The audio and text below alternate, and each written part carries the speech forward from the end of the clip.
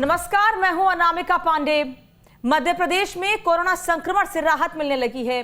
पिछले 24 घंटों की बात करें तो प्रदेश में 4,384 केस सामने आए हैं, जिसकी वजह से संक्रमण दर 7 दिन में 12% से घटकर 6% से भी कम हो गई है। लेकिन इस बीच नए खतरे ब्लैक फंगस ने दस्तक दे दी है। हालांकि सरकार भी नए खतरे को देखते हुए अलर्ट पर है। वहीं दूसरी तरफ सरकार लोगों का मनोबल बढ़ाने और उन्हें संक्रमण से दूर रहने के लिए योग का मंत्र दे रही है, जिसके तहत सीएम शिवराज ने वीडियो कॉन्फ्रेंसिंग के जरिए न सिर्फ होम आइसोलेशन में रह रहे लोगों से बात की, बल्कि उनका हौसला भी बढ़ाया। इन तमाम खबरों पर आगे विस्तार से चर्चा करेंगे, खास मेहमान भी जुड़ेंगे, लेकिन उससे पहले इस रिपोर्ट को देखिए। मध्य प्रदेश में कोरोना संक्रमण की रफ्तार अब धीमी हो रही है। पिछले 24 घंटों की बात करें तो प्रदेश में 4,384 केस सामने आए हैं, जिसकी वजह से संक्रमण दर 7 दिन में 12% से घटकर 6% से भी कम हो गई है। लेकिन इस दौरान परेशान करने वाली बात यह है कि कोरोना से मरने वालों की संख्या कम नहीं हो रही। प्रदेश में 20 मई को 79 मरीजों की मौत दर्ज की गई, जिसमें सबसे ज्यादा 11 मौतें भोपाल में हुई। साथ ही पिछले 24 घंटे में छोटे जिलों में मौतों में इजाफा हुआ है। जहां सागर में 8 लोगों की कोरोना से मौत हुई है, वहीं रतलाम में 5, रायसेन और रीवा में 4 और शिवपुरी में 3 मरीजों ने जान गंवाई है। सीएम शिवराज इस कोरोना काल में लोगों का मनोबल बढ़ाने के लिए रोज नए प्रयोग कर रहे हैं और इसी कड़ी में सीएम ने योग से निरोग कार्यक्रम के तहत होम आइसोलेशन में रह रहे और योग प्रैक्टिस करने वालों से चर्चा की। वीडियो कॉन्फ्रेंसिंग से हो रहे इस कार्यक्रम में बाबा रामदेव और श्री रविशंकर भी शामिल हुए, जहां सीएम ने लोगों से योग के जरिए निरोग रहने का मंत्र दिया। हमारे वो पॉजिटिव कोविड के पेशेंट्स जो आइसोलेशन बेड्स पे अलग अलग कोविड केयर सेंटर में या अस्पतालों में है, वो भी आपसे जुड़े हुए और मार्गदर्शन की अपेक्षा रख रहे हैं। केवल वो नहीं जो कोविड से ठीक होकर घर चले गए, क्योंकि पोस्ट कोविड भी कई तरह की कठिनाइयां आ रही है, तो हमने उनको भी जोड़ा है कि उनका भी मार्गदर्शन ठीक से किया जा सके। और केवल इतना नहीं, हमने ये भी कहा कि भैया ये रोग हो ही ना, इसलिए पहले योग कर लो। तो आम जनता जनार्दन भी पूरे मध्य प्रदेश में। वहीं दूसरी तरफ कोरोना संक्रमण और ब्लैक फंगस के खतरे के बीच सरकार को कोरोना की तीसरी लहर का डर भी सता रहा है और इसी के चलते प्रदेश सरकार ने कोरोना की तीसरी लहर से लड़ने की तैयारी शुरू कर दी है। चिकित्सा शिक्षा मंत्री विश्वास सारंग का कहना है कि कोरोना की तीसरी लहर के खतरे को देखते हुए व्यापक तैयारियां कर ली गई है और कार्य योजना को पूरा कर लिया है और लोगों को किसी तरह की कोई परेशानी ना हो, इस बात का भी सरकार खास ख्याल रख रही है। मध्य प्रदेश में और खासकर भोपाल में हमने तीसरी लहर की तैयारी पूरी तरह से शुरू कर दी है। भगवान ना करे कि कोरोना की तीसरी वेव आए, पर उसके लिए हमने भोपाल में उच्च स्तरीय एक कार्य योजना बनाई है और उसमें ये सुनिश्चित किया है कि हम हर आयाम पर तैयारी के साथ इसकी तैयारी करेंगे। चाहे हॉस्पिटल्स का उन्नयन हो, स्वास्थ्य सेवाओं का उन्नयन हो, ट्रेनिंग हो, दवाइयों की सप्लाई का मामला हो, ऑक्सीजन की आपूर्ति का मामला हो, जनता को इस तीसरी वेव से जोड़ने का मामला हो, उसकी तैयारी करने का मामला हो, इस सब पर हम काम कर रहे हैं। कोरोना की धीमी रफ्तार जहां एक तरफ लोगों को सुकून दे रही है, वहीं दूसरी तरफ ब्लैक फंगस का डर और तीसरी लहर का खौफ लोगों को सता रहा है। लिहाजा ऐसे लोग लापरवाही ना बरतें और कोविड के नियमों का पूरी तरह पालन करें, क्योंकि कुछ लोगों की लापरवाही अभी भी सैकड़ों लोगों पर भारी पड़ सकती है। Team news state. और इसी पर चर्चा के लिए हमारे साथ खास मेहमान जुड़ रहे हैं। परिचय करा दूं, फिर आगे चर्चा को बढ़ाएंगे। Doctor SK Saxena health expert हमारे साथ जुड़ रहे हैं। दुर्गेश केसवानी प्रवक्ता भारतीय जनता पार्टी और स्वदेश वर्मा कांग्रेस प्रवक्ता हमारे साथ हैं। आप सभी का बहुत बहुत स्वागत है। डॉक्टर साहब, सबसे पहले आपके पास आते हुए, क्योंकि कई सवाल लोगों के जहन में भी हैं और हम ये जरिया बन रहे हैं लोगों के सवाल आप तक पहुंचाने का, जिससे कि उनके जवाब आपसे लिए, उनके मन में जो सवाल है उनके जवाब आपसे लिए जा सकें। ब्लैक फंगस को लेकर कितना खतरा है, क्योंकि एमपी में बहुत ज्यादा मामले अब लगातार सामने आ रहे हैं। शुरुआती लक्षण को तो हम हर रोज लगभग पूछ ही रहे हैं हेल्थ एक्सपर्ट से, लेकिन अभी आने वाले समय में खतरा और कितना बढ़ता जा रहा है, क्योंकि कई लोग ये कह रहे हैं कि आने वाले समय में बारिश का मौसम में खतरा और बढ़ सकता है। ऐसा कुछ है क्या?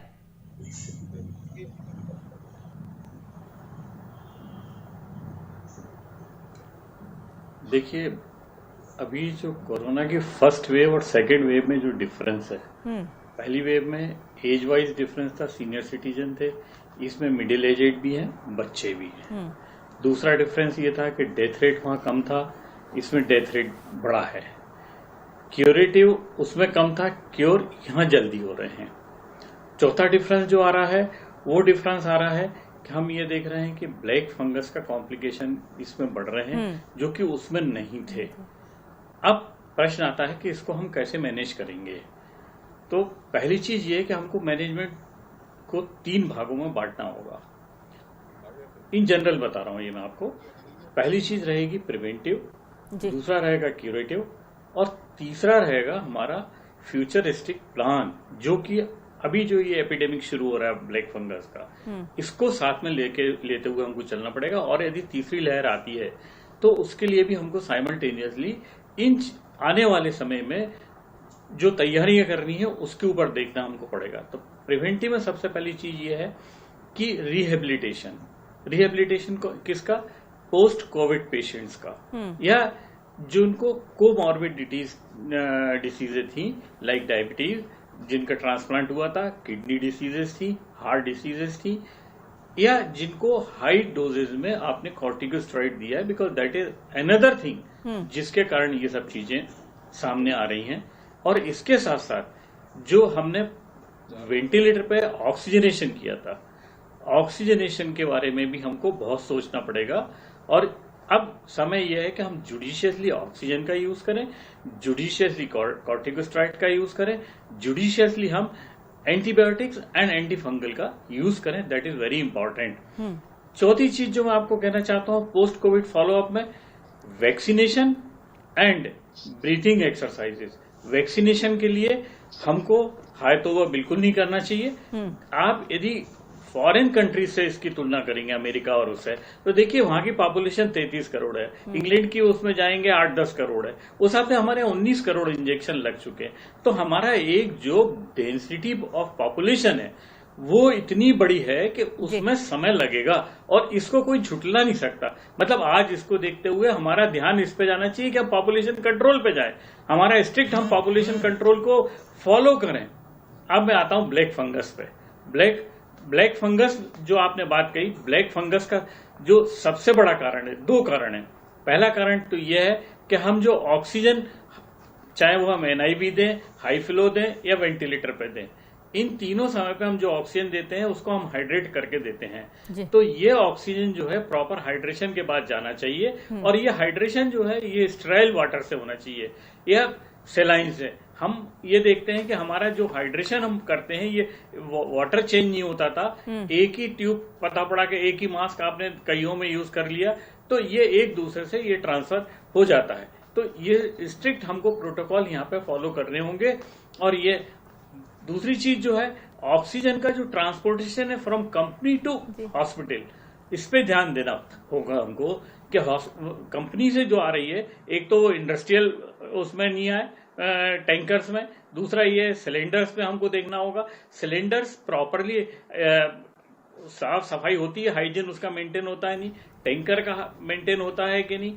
यहाँ आने के बाद जो सिलेंडर लगते हैं, पाइपलाइन, वाटर, फिर इवन यदि हम वेंटिलेटर यूज करते हैं तो वेंटिलेटर्स के अंदर जो पाइप वगैरह जाता है वो पूरा का पूरा उसको मेंटेन करते हैं नहीं। देयर आर मल्टीपल इस पे प्लेसेस जहां हमको अलर्ट रहना होगा, हमको कॉशन मेंटेन करना होगा, तब हम इन चीजों को कंट्रोल कर पाएंगे। फिर आता है क्यूरेटिव पार्ट। क्यूरेटिव पार्ट में जो सबसे बड़ी इंपॉर्टेंट चीज है उसमें यह है कि we should have proper beds, proper ventilation, proper oxygen.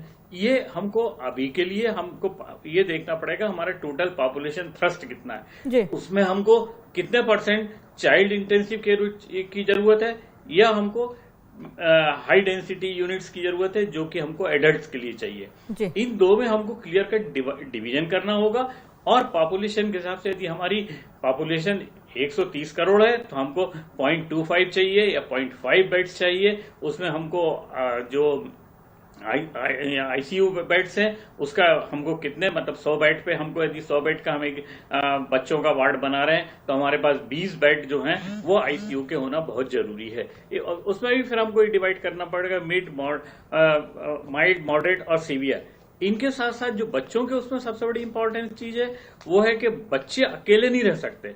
बच्चों का हमको साइकोलॉजी मेंटेन करनी पड़ेगी। बच्चों को दूसरी कि उनकी मदर भी है, नहीं तो बच्चे को ट्रीट करना जितना मुश्किल है उतना ही बच्चों को अकेले छोड़ना मुश्किल है और उससे ज्यादा मदर को अकेले छोड़ना मुश्किल है। तो मदर और जो बच्चे का जो कांटेक्ट है उसको हमको मेंटेन करके रखना होगा एनी हाउ, जिससे कि उनका साइको ट्रॉमा उनको ना हो।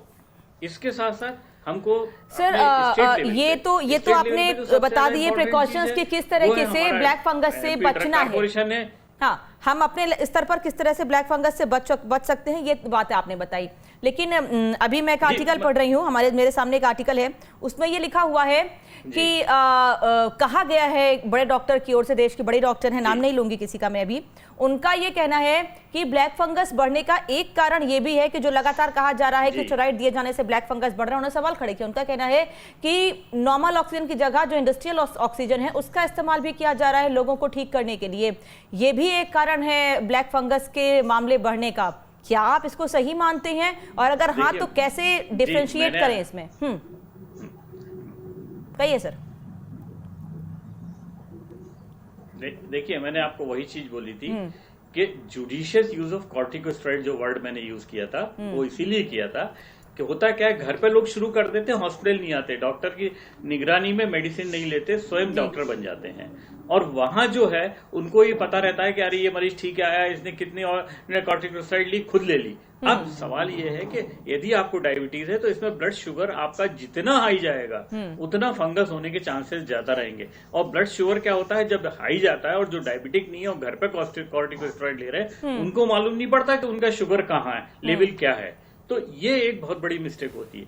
दूसरी चीज, ऑक्सीजन वाली जो आपने बात कही, ऑक्सीजन का जो ट्रांसपोर्ट होता है, जैसे घर घर लोग सिलेंडर लेके आ गए, it is very difficult to understand कि वो मेडिकल ऑक्सीजन लाए हैं या इंडस्ट्रियल ऑक्सीजन लाए हैं, क्योंकि दोनों में जो बेसिक डिफरेंस होता है, इंडस्ट्रियल ऑक्सीजन जो होती है वो 93-94% जो है वो उसकी प्योरिटी रहती है और उसमें दूसरी गैसेज भी मिली रहती हैं, जबकि जो मेडिकल ऑक्सीजन होती है वो 99%, 99.5% प्योर होती है और उसमें किसी तरह का भी कोई भी दूसरा गैस नहीं होता।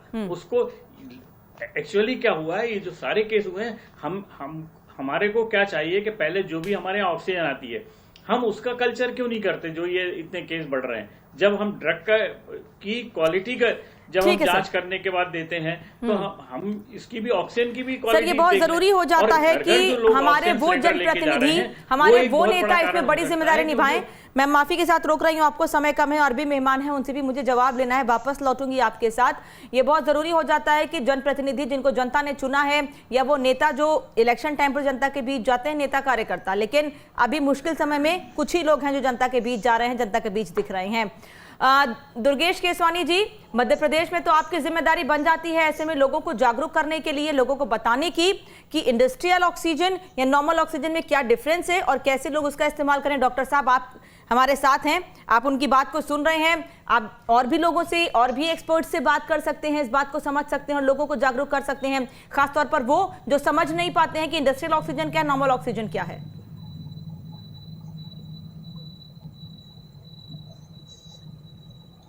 देखिए अनामिका जी, निश्चित रूप से मैं आपको इसके विषय के लिए साधुवाद भी देना चाहूँगा कि आपने विस्तार से डॉक्टर साहब की बातें सुनी और निश्चित रूप से आपके व्यूअर्स इस चीज को देख रहे हैं कि कौन सी ऑक्सीजन इस्तेमाल करना चाहिए, नहीं करना चाहिए। मेरा भी आपके चैनल के माध्यम से सभी से हाथ जोड़कर निवेदन है कि डॉक्टर्स के प्रिस्क्रिप्शन पे ही इलाज करें। कोई भी किसी से कहने सुनने व्हाट्सएप या फेसबुक के आधार पर इलाज न करें, किसी अच्छे प्रिस्क्राइब डॉक्टर को दिखा के ही इलाज करें। बाकी डॉक्टर साहब ने विस्तार से ही ब्लैक फंगस के बारे में बताया। मैं सरकार की तरफ से जो प्रयास किए जा रहे हैं, मध्य प्रदेश के 5 मेडिकल कॉलेजों में ब्लैक फंगस का इलाज मुफ्त है और वहां पे एक विशेष वार्ड के रूप में, जैसा डॉक्टर साहब ने पोस्ट कोविड सेंटर की बात की, माननीय मुख्यमंत्री जी भी प्रत्येक जिले के लिए जो गंभीर बीमारियों से ग्रसित हैं, जिनको कोरोना हुआ है और उसके जो उसके जो रिजल्ट हैं, कहीं आंखों नाक में से काला पानी तो नहीं आ रहा है, आंखों पे फंगस तो नहीं आ रहा है, अगर प्रारंभिक उसमें मैं आपके चैनल के माध्यम से उन सभी को आग्रह भी करना चाहता हूं, अगर किसी को भी कोई भी इस तरह से लक्षण दिखते हैं, वो तुरंत मेडिकल कॉलेज हॉस्पिटल में जाए, वहां एडमिट हो जाए। एंडोस्कोपी के माध्यम से एक मशीन होती है जो नाक के माध्यम से ही उसको वहां पे रोका जाता है। अगर वो फेल जाता है तो दिक्कत करता है, अगर प्रारंभिक उसमें अगर जांच में वो चीज आ जाए तो उसको रोका जा सकता है और न तो आदमी की आंख जाती है उससे, न ही कोई डेथ होती है। तो मेरा आपके चैनल के माध्यम से आग्रह है, किसी को भी कोई भी ऐसे कुछ लक्षण दिखते हैं तो वो तुरंत हॉस्पिटल जाए, वहां पे सब चीजें समुचित इलाज, माननीय मुख्यमंत्री जी ने ब्लैक फंगस का इलाज मुफ्त है सब जगह पे, वहां पे जाके इलाज लें और अपने आप को सही करें। बाकी आप देखेंगे कि हमारी सरकार ने पूरे कोरोना काल में जिस तरह से जो एक तीव्र लहर आई थी, जो पॉजिटिविटी रेट आपने स्टार्टिंग में अपनी रिपोर्ट में ही बताया कि जो पॉजिटिविटी रेट 17-18% थी 5 मई के आसपास, आज हम 5% के लगभग आके रुक गए। तो मुझे लगता है कि जो अथक प्रयास सब लोगों ने मिलकर, पूरे प्रदेश ने, माननीय मुख्यमंत्री जी ने, मंत्रीगणों ने, कलेक्टर, कमिश्नर ने, जनता ने जो सहयोग लॉकडाउन के माध्यम से, जनता कर्फ्यू के माध्यम से दिया, उस वजह से आज हम उस कोरोना की चेन को तोड़ने में कामयाब हुए, तो और पॉजिटिविटी रेट घट गई। लेकिन सर अभी हमको ये मान के नहीं बैठना है ना, नहीं होना जाना दुर्गेश, टीकाकरण भी हो रहा है, वैक्सीनेशन का कार्य भी ठीक है सर, सब मान रहे हैं, सब मान रहे हैं आपकी बात। अभी हमको ये मान के नहीं बैठना है कि कोरोना की चेन को हम तोड़ चुके हैं। मास्क अवश्य पहने, हमको ये मान के अभी नहीं बैठना है, क्योंकि आज एक चीज सामने आती है, कल को दूसरी चीज सामने आ जाती है, पल पल रूप बदल रहा है ये वायरस। अनामिका जी, जो मैं पॉजिटिव, बिल्कुल सही कहा आपने, जो ये चेन को हम लोग काबू करने में, अब किसी हद तक काबू करने में कामयाब हुए, उसको ऐसे ही हमें आगे भी निरंतर बढ़ाते चलना है। मास्क का उपयोग करना है, 2 गज दूरी है जरूरी, उसको अपनाना है, हाथों को सैनिटाइज करना है। जब तक ये वायरस बिल्कुल ध्वस्त नहीं हो जाता, हमें प्रिकॉशंस लेने ही पड़ेंगे। सारी कोशिशें ठीक है सरकार की, सब ओके है, अनामिका जी, चेन काबू में आ चुकी है, स्थिति नियंत्रण में है मध्य प्रदेश में पहले से, मान लें उनकी बात। अनामिका जी, पहली बात तो ये कि टेक्निकल कुछ अड़चन की वजह से मैं भारतीय जनता पार्टी के प्रवक्ता की आवाज नहीं सुन पाया। चलिए मैं आपको बता देती हूँ उनकी बातें सारी। वो कह रहे हैं सरकार ने जो अब तक कोशिशें की हैं कामयाब रही। दुर्गेश जी गलत हो तो बता दीजिएगा, कहीं अगर मैं झूठ या गलत बोल रही हूँ तो रोक दीजिएगा बीच में मुझे। जो सरकार ने कोशिशें की वो कामयाब रही हैं, कोरोना की चेन काबू करने में हम काफी हद तक सफल रहे हैं। सरकार की और भी कोशिशें हैं, और जो प्रदेश में अस्पताल है वहां पर फ्री में, कई अस्पताल है वहां फ्री में ब्लैक फंगस का इलाज किया जा रहा है। सहमत है? ठीक है, देखिए अनामिका जी, यहाँ मैं आपके साथ परिचर्चा में बैठा हूँ और यहाँ एक चिकित्सक विशेषज्ञ भी बैठे हुए हैं, एक्सपर्ट, कि यहाँ हम राजनीतिक बातें करके समय बर्बाद करें तो मैं नहीं समझता हूँ कि करना चाहिए। ये जो सरकार अपनी पीठ थपथपा रही है कि आंकड़े पॉजिटिव होने के कम आ गए, तो यहाँ डॉक्टर साहब मुझे टोक सकते हैं बीच में। RT-PCR की रिपोर्ट हो या रैपिड रिपोर्ट हो, दोनों की रिपोर्टों पर चिकित्सक कम से कम 60-70% से ज्यादा विश्वास नहीं करता। और ये लंग्स में इन्फेक्शन आता है तो HRCT टेस्ट कराता है, CRP की रिपोर्ट कराता है या IL-6 कराता है। कुल मिलाकर के ये डी-डिमायर तक रिपोर्ट आज तक सरकार ने बैन कर रखी है, और सरकार किसी भी पैथोलॉजी में, प्राइवेट में सब में बंद कर रखी है और इनको मानती भी नहीं है। लेकिन चिकित्सक इलाज जो करता है वो HRCT की जो टेस्ट होता है उसके आधार पर इलाज करता है, उसकी गिनती भी नहीं है कि पॉजिटिव में गिनती आ रही हो। सरकार जो आंकड़ों की बाजीगरी खेल रही है, ये तो बहुत गलत है। आप लोगों को टेस्ट नहीं कराने दे रहे हैं, डी-डाइमर टेस्ट जो बहुत जरूरी है, पता चलता है ब्लड में कितनी थिकनेस है। डी-डाइमर नहीं हो रहा है, डी-डाइमर नहीं हो रहा है, एंटीजन टेस्ट नहीं हो रहा है, एंटीबॉडी टेस्ट नहीं हो रहा है, मैं क्या गिना दूं आपको एक लाइन से? डॉक्टर साहब बैठे हैं, डॉक्टर साहब बता सकते हैं। अब राजनीतिक बात नहीं कर रहा हूं मैं, बात नहीं आ रहे हैं, वो राजनीति की बात करना चाहते हैं। ये सिर्फ और सिर्फ कोरोना काल में आप देखेंगे, ये ट्विटर, फेसबुक और चैनलों के माध्यम से जनता से रूबरू होते हैं, जनता के बीच में कहीं नहीं गए हम हर चीज। मैं बिल्कुल मैं भी वही चाह रहा था, पर आप क्या स्वदेश जी, आप नहीं बात आते हैं बातों से। जनता इसको अच्छा नहीं मानती है, जनता इसको अच्छा नहीं मानती है स्वदेश जी, कि आप सिर्फ विरोध करने की बातें करते हैं। डॉक्टर बैठे हैं यहाँ, दुर्गेश जी, डॉक्टर बैठे हैं। सक्सेना जी ने इलाज होता है ना, सक्सेना जी बता दें, एक चीज उन्होंने पारदर्शिता से जनता के बीच में रखी। डॉक्टर साहब को मैं शुक्रिया अदा करना चाहता हूँ, उन्होंने पारदर्शिता से हर चीज जनता के बीच में रखी। पॉलिटिकल माइलेज हम तो चाहते पॉलिटिकल पार्टी से भी है कि हर चीज पारदर्शिता के साथ रखी जाए, ट्रांसपेरेंसी होनी चाहिए हर जगह, जनता को सब पता होना चाहिए। अनामिका जी, मैं ज्यादा वक्त नहीं लूंगा, मेरी बात पूरी नहीं हो पाई, मुझे वक्त दिया जाए। हमें कोई पॉलिटिकल माइलेज नहीं चाहिए, हम कटिबद्ध हैं प्रदेश की 8 करोड़ जनता से, जिनको माननीय मुख्यमंत्री अपने भगवान की तरह पूजते हैं। बिल्कुल निश्चित रूप से उनकी सेवा करनी है, हमें कोई माइलेज नहीं चाहिए। खूब सेवा कीजिए, खूब सेवा कीजिए, किसी ने मना नहीं किया, सब सेवा कर रहे हैं। लेकिन सुन लीजिए पूरी बात को, क्या है अभी जो एंटीजन टेस्ट बंद है, एंटीबॉडी टेस्ट बंद है, और HRCT टेस्ट कराने पर इलाज होता है। और आप सुन लीजिए पूरी बात कि जो नकली रेमडेसिविर इंजेक्शन भाजपा के विधायक तक सर, लेकिन अब तो रेमडेसिविर को तो WHO ने भी कोविड ट्रीटमेंट के प्रोटोकॉल से बाहर कर दिया है ना, अब तो उसका जिक्र नहीं होना चाहिए। यहाँ विद्वान चिकित्सक लोगों में भ्रांति फैलेगी। देखिए रेमडेसिविर के लिए विद्वान चिकित्सक बैठे हुए हैं यहाँ। रेमडेसिविर निमोनिया का सबसे हाई एंटीबायोटिक है। जब 70% से अधिक इन्फेक्शन बढ़ जाता है तो उसके लिए इंडिया में बना हुआ कोई एंटीबायोटिक काम नहीं करता है, रेमडेसिविर काम करता है। उस सरकार के नुमाइंदों में, सरकार से जुड़े हुए लोगों ने नकली रेमडेसिविर खपाए हैं मध्य प्रदेश में, और वो नकली इंजेक्शन भाजपा के विधायक। ये तो पॉलिटिकल बात है, जब तक किसी बात का सबूत नहीं होगा हम किसी पे आरोप नहीं लगा सकते हैं। जब तक सबूत नहीं होगा स्वदेश जी कैसे किसी पर आरोप लगा दे और कैसे आपकी बात को सही मान ले, फिर चाहे सत्ता पक्ष हो चाहे विपक्ष हो। इनके विधायक ने शिकायत की है मुख्यमंत्री महोदय से, जालिम सिंह पटेल ने, कि मुझे नकली रेमडेसिविर इंजेक्शन लगा दिया, और रेमडेसिविर की ब्लैकमेलिंग का के तार कैबिनेट मंत्री से जुड़े हैं, किसी से छुपा नहीं है ये। और कुल मिलाकर के लोगों का विश्वास अस्पताल में इलाज कराने से उठ गया है। स्वदेश जी, मैं किसी का पक्ष नहीं ले रही हूँ, स्वदेश जी मैं किसी का पक्ष नहीं ले रही हूँ। अगर मैं मुझे कल को कोई गलत दवा मिल जाए और मैं सीधे आपके नेता पर या आप पर आरोप लगा दूं, क्या वो सही हो जाएगा कि हाँ जो आरोप लगा दिया वो सही है? जांच का विषय है।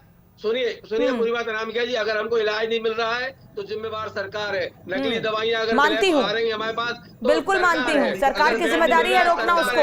अगर ऑक्सीजन देखिए, अब ऑक्सीजन आपको ये पता होना चाहिए, माननीय प्रधानमंत्री महोदय ने पावर एम्पावर्ड ग्रुप बनाए थे 11, उनमें स्वास्थ्य मंत्रालय, उद्योगपति, प्रधानमंत्री सचिवालय के लोग सब इकट्ठे थे। और वहाँ ये तय हुआ था कि देश में ऑक्सीजन की कमी आ सकती है, हम जितने भी देश में ऑक्सीजन प्लांट है उनको प्राइस कैप कर दिया जाए ताकि ऑक्सीजन की कमी नहीं आए। बावजूद इसके माननीय प्रधानमंत्री महोदय ने 9,300 मैट्रिक टन गैस ऑक्सीजन भेज दिया, और ऑक्सीजन के अभाव में हमारे लोगों की जान गई है, सांसें चली गई है। सर आपको रोक रही हूँ, इस बीच एक बड़ी खबर आ रही है, एक बड़ी खबर आ रही है, बता दें। कहीं कोई अभाव नहीं है,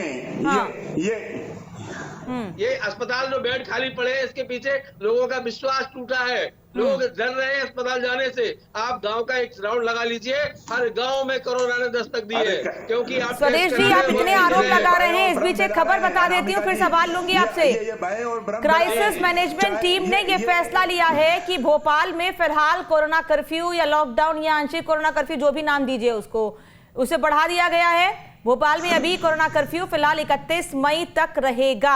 31 मई तक वही नियम आपको फॉलो करने होंगे जो पिछले कई दिनों से आप फॉलो करते आ रहे हैं। वही रिस्ट्रिक्शंस रहेंगी, आप घर से बाहर निकलेंगे तो आप पर कार्रवाई की जाएगी, बाजार बंद रहेंगे, लेकिन जरूरी सुविधाएं वैसे ही चालू रहेंगी, डॉक्टर्स की सुविधा वैसे ही चालू रहेंगी, टेस्टिंग करानी है तो आपकी टेस्टिंग भी ऑन टाइम वैसे ही होगी। लेकिन अभी तक जैसे नियमों का पालन आप कर रहे थे, आपको वैसे ही सब्र बनाकर नियमों का पालन करना है, क्योंकि ये बहुत जरूरी है कि हम आप मिलकर प्रदेश में कोरोना के केसेस को और कम करें या प्रदेश को कोरोना मुक्त करें, ये बहुत जरूरी है।